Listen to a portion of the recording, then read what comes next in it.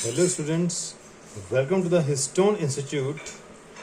शुरू करते हैं। इस वीडियो के अंदर हम पढ़ेंगे राइबोसोम्स के बारे में। तो चलिए शुरू करते हैं राइबोसोम्स के बारे में। देखिए, राइबोसोम्स को सबसे पहले डिस्कवर किया था जॉर्ज पैलेट ने 1953 में। उन्होंने इनको इलेक्ट्रॉन माइक्रोस्कोप के अंदर देखा तो उनको कैसे नजर आए, उनको ये कुछ ग्रेन्यूल्स की तरह, जो डेंस ग्रेन्युलर पार्टिकल्स की तरह नजर आए और उनको क्या नाम दिया गया, राइबोसोम। तो सबसे पहले किसने देखा? जॉर्ज पैलेट ने देखा। नेक्स्ट, अगर हम देखें कि राइबोसोम जो होते हैं वो क्या होते हैं, वो non membrane bound cell organize होते हैं। यानी कि उसके ऊपर जो राइबोसोम्स होते हैं इनके ऊपर मेम्ब्रेन कवरिंग नहीं होती और ये आरआरएनए और प्रोटीन से बने होते हैं। किससे बने होते हैं? आरआरएनए प्लस प्रोटीन से बने होते हैं। करीब करीब मान के चलते हैं 80 टाइप ऑफ प्रोटीन से बने होते हैं। 80 टाइप्स के प्रोटीन इसके अंदर प्रेजेंट होते हैं और ये आपकी एनसीईआरटी बुक के अंदर गिवन है, लेकिन 12th क्लास के अंदर, राइट? ओके। नेक्स्ट, जो राइबोसोम्स होते हैं उनको हम बोलते हैं प्रोटीन सिंथेसाइजिंग मशीनरी, क्योंकि राइबोसोम से प्रोटीन्स का फॉर्मेशन होता है। राइबोसोम से क्या होता है? प्रोटीन्स का फॉर्मेशन।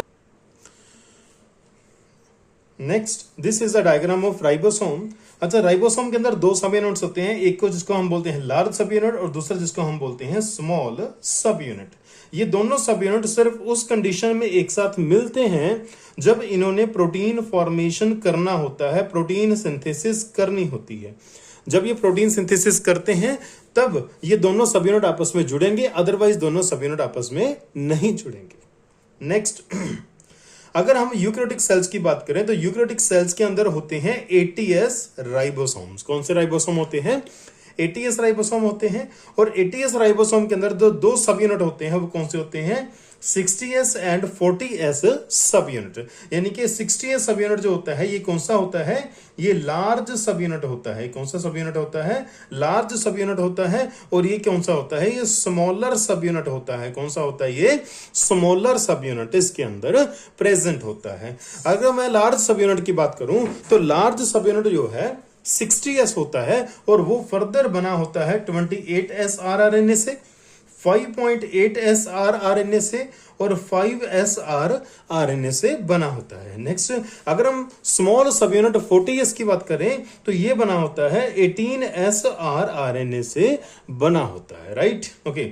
नेक्स्ट, अगर मैं बात करूं कि यहां पे जो S हमने लिखा है S, तो S जो होता है इसकी फुल फॉर्म क्या होती है? इसकी फुल फॉर्म होती है स्वेडबर्ग यूनिट। स्वेडबर्ग यूनिट होता है इसका फुल फॉर्म। स्वेडबर्ग यूनिट किसको मेजर करता है? स्वेडबर्ग यूनिट जो होता है ये मेजर करता है सेडिमेंटेशन कोएफिशिएंट को। अब अच्छा देखिए, अब आपको ये ध्यान नहीं होगा कि सेडिमेंटेशन क्या होता है। बस आप इतना ध्यान रखें कि जो सेडिमेंटेशन कोएफिशिएंट होता है ये इनडायरेक्टली मेजर करता है। ये इनडायरेक्टली, डायरेक्टली नहीं करता, इनडायरेक्टली मेजर करता है। किसको मेजर करता है? Density and size of ribosome को। Density and size of ribosome को इनडायरेक्टली मेजर करता है सेडिमेंटेशन कोएफिशिएंट, और सेडिमेंटेशन कोएफिशिएंट को मेजर करते हैं स्वेडबर्ग यूनिट से, और स्वेडबर्ग यूनिट को हम लिखते हैं S से। किससे लिखते हैं? S से लिखते हैं। नेक्स्ट, अगर बात करें कि जो देखिए हमने पिछले स्लाइड के अंदर देखा था कि जो दो सब यूनिट होती हैं ये दोनों सब यूनिट एक साथ आके क्या बनाती हैं? कंप्लीट राइबोसोम बनाती हैं। कंप्लीट क्या बनाती हैं? एक लार्ज सब यूनिट, एक स्मॉल सब यूनिट, दोनों मिल करके एक कंप्लीट राइबोसोम बनाती हैं। और ये जब राइबोसोम बनाती हैं कंप्लीट तो ये बनाती हैं मैग्नीशियम आयन की हेल्प से। मैग्नीशियम आयन दोनों सब यूनिट्स को आपस में अटैच करता है, राइट? नेक्स्ट, अगर हम प्रोकैरियोटिक सेल की बात करें तो प्रोकैरियोटिक सेल के अंदर दो सब यूनिट्स कौन से राइबोसोम होते हैं? 70S राइबोसोम होते हैं। और इसके अंदर अगर हम बात करें कि कौन कौन से सब यूनिट होते हैं, एक होता है 50S सब यूनिट और दूसरा होता है 30S सब यूनिट। 50S सब यूनिट आप क्या बोलेंगे? आप इसको बोलेंगे लार्ज सब यूनिट, और 30S को हम क्या बोलेंगे? स्मॉल सब यूनिट। क्या बोलेंगे इसको? स्मॉल सब यूनिट इसको बोलेंगे। अच्छा, जैसे हमने पहले देखा था कि लार्ज सब यूनिट जो होता है 50S होता है और ये बना होता है फर्दर 20S rRNA से और 5S rRNA से, और 30S सब यूनिट जो होता है ये बनता है 60S rRNA से। ओके।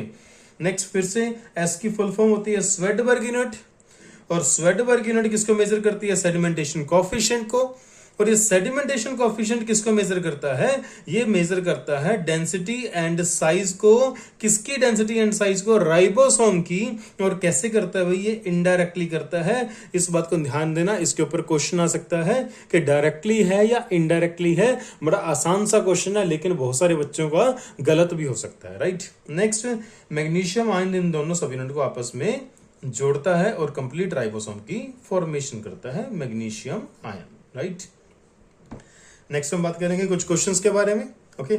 अच्छा, हमने यहाँ पे राइबोसोम के फॉर्मेशन की बात नहीं की। जो राइबोसोम की फॉर्मेशन होती है, राइबोसोम्स की जो फॉर्मेशन होती है, राइबोसोम्स की फॉर्मेशन जो होती है, ये फॉर्मेशन होती है हमारे न्यूक्लियोलस में। कहाँ होती है?